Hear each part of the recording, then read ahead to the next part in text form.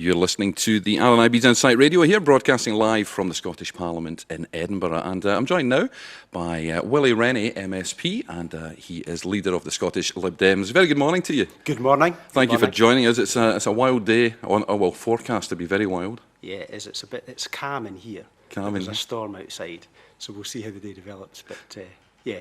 This is my first trip to the Parliament. The first time I've been round it outside. I've never actually been in it, and it's lovely inside. Yeah, it's nice actually. It's a bit heavy on concrete in places, but the chamber itself is tremendous with big beams. Yeah. And it's a big open space. It's a splendid chamber actually. It makes you stand a wee bit taller when you're debating issues. You know, if you've got an establishment like that. But it's but yeah, no, it's a good place. We'll be giving you a flavour at home of First Minister's questions later on, just to give you a kind of hint of how it sounds in the chamber later on. Getting back to the Parliament, Mr. Rennie, what does the Scottish Parliament do? Because Scotland has devolved power, and some people I think get confused with devolution and independence. So where does the Parliament stand in that? I mean, independence would mean taking devolution to a much bigger stage, taking responsibility for everything, including defence, foreign affairs, the big economic decisions, big tax decisions. And devolution is really about controlling the domestic agenda, so schools, hospitals, crime, the police, environment at a local level, agriculture. Those kind of things are decided here in Scotland under devolution. I mean, we as Lib Dems are in favour of a much stronger Scottish Parliament, but not independence, because we think independence in a turbulent world is not advisable. We should be sharing risk with the rest of the UK, as well as sharing the wins, and there's lots and lots of wins by working together with our partners in the rest of the United Kingdom. So when you say stronger, what do you mean, a stronger devolution? Well, just now we mostly depend on a grant from London, which cut through the Barnett formula, which is roughly 10% of all the UK spending comes to Scotland. And we don't think that's an advisable thing, because you don't get politicians here thinking about how they're spending their money and what impact it has on the taxpayers. You want to really get both sides of the equation. So if we want to spend more money on the health service, we can do, but we also have to think about what impact it has on taxpayers. Just now, we just decide on the spending. We need to decide on the tax raising as well. So there's a lot more planning has to go into more devolution? Yeah, there is. I mean, we've set up something called the Home Rule Commission with Sir Mingus Campbell, the MP for North East Fife, who used to be the Lib Dem leader, and he's looking at a Home Rule Parliament, which is something we've campaigned for generations. And that would be what we raise is what we spend, rather than just dependent on a block grant from London. Having a proper Home Rule Parliament so we can determine our own future and our own destiny whilst being part of that United Kingdom.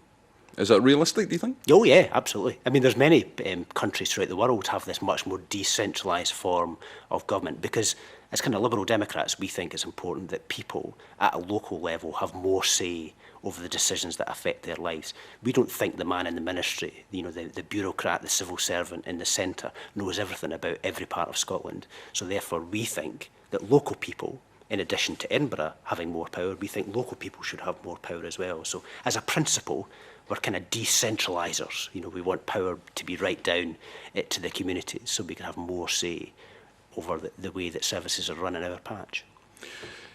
Do you think Liberal Democrats are managing to relate to the public in general? Do you think, what I'm getting at, how is politics viewed by the public in general in Scotland? Is there an apathy, or is it healthy? I mean, I think after an election, it's not a surprise that interest dips in politics, and I think we had quite a turbulent election campaign in May, and it was quite a substantial win for the SNP, the first majority government ever elected in the Scottish Parliament. We had a tough time during May, mainly because of the decisions we made to go into a coalition with the Conservatives down south.